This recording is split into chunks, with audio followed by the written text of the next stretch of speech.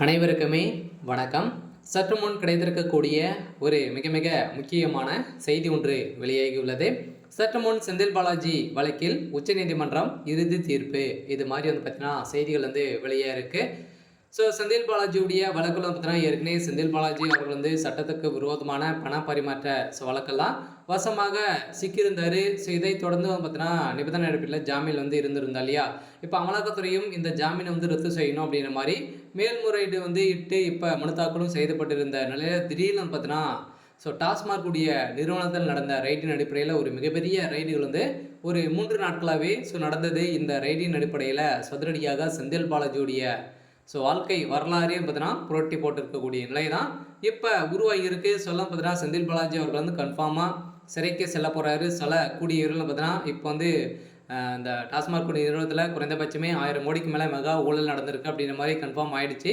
இருந்தாலுமே மீண்டும் மீண்டும் நிறைய டேட்டாக்கள் கலெக்ட் பண்ணி இருக்கக்கூடிய நிலையில் தான் இதுக்கு மேலே 40,000 கோடிக்கு மேலே மெகா ஊழல் நடந்திருக்கு அப்படின்ற மாதிரி எதிர்க்கட்சி தலைவர்கள்லாம் பார்த்தீங்கன்னா புகார்கள் எடுத்திருக்கக்கூடிய நிலையில் தான் மீண்டும் அமலாக்கத்துறை பார்த்தீங்கன்னா அதிரடியாக சோதனையிலேருந்து ஈடுபட்டு இருக்காங்க. இதை பற்றி இந்த வீடியோவில் நம்ம முழுமையாக பார்க்கலாம்.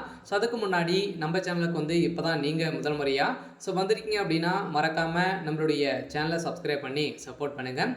வாங்க வீடியோக்குள்ளே போகலாம். பார்த்தீங்கன்னா செந்தில் பாலாஜி அவர்கள் இப்போ அவருடைய திடீர்னு பார்த்தீங்கன்னா இந்த டாஸ்மாக் நிறுவனத்தில் டாஸ்மாக் உடைய அலுவலர்களும் அதே மாதிரி ஜெகத் ரக்ஷகன் பார்த்தீங்கன்னா செந்தில் பாலாஜியோட வீட்டில் அவருக்கு சம்மந்தப்பட்ட இடங்களும் ரைடுகள் தொடர்ந்து 3 நாட்களாகவே நடந்தது. இந்த ரைடின் அடிப்படையில் நிறைய டாக்குமெண்ட்டுகளும் நிறைய விதமான பணங்களும் பார்த்தீங்கன்னா சிக்கிய சம்பவம் தான் இப்போ செந்தில் பாலாஜியுடைய கதையும். அதே மாதிரி எம்பி ஜெகத் ரக்ஷனுடைய சம்மந்தப்பட்ட ஆலைகளும் ரைடுகள் இந்த ரைடின் அடிப்படையில் தான் இந்திய வரலாற்றிலே பார்த்தீங்கன்னா முதல் முறையாக டாஸ்மாக் நிறுவனத்தில் ரைடுகள் நடந்திருக்கு.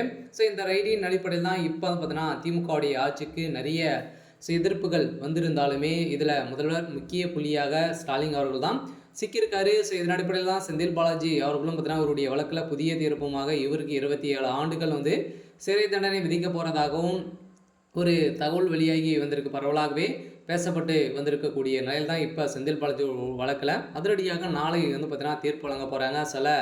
இவருடைய கதை ஒட்டுமொத்தமாக முடிந்திருக்கு. அதே மாதிரி செந்தில் பாலாஜியுடைய தம்பி அசோக்குமார் அவர்களும் பார்த்தீங்கன்னா இதில் சிக்கியிருக்காரு. இவர் தான் பார்த்தீங்கன்னா முக்கிய புள்ளியாக இந்த எவிடன்ஸுக்கு சிக்கியிருக்காரு.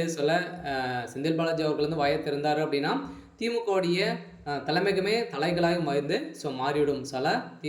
உண்மைகளை ஒப்புக்கொள்ள போகிறாரா அப்படின்னு தான் வெயிட் பண்ணி பார்க்கலாம். இருந்தாலும் செந்தில் பாலாஜி அவர்களே பார்த்தீங்கன்னா அவருடைய கதை திமுக தான் மறைமுகமாகவே அவர் ஜெயிலில் போட்டிருக்காங்க. இருந்தாலுமே மீண்டும் சென்றிருக்காரு. இதனால் செந்தில் பாலாஜி அவருடைய கதை என்ன நடக்க போகுது அப்படின்றத வெயிட் பண்ணி பார்க்கலாம். இது மாதிரி செய்திகளை தெரிஞ்சுக்கணும் அப்படின்னா மறக்காமல் நம்மளுடைய சேனலை சப்ஸ்கிரைப் பண்ணி சப்போர்ட் பண்ணுங்கள். தேங்க்யூ.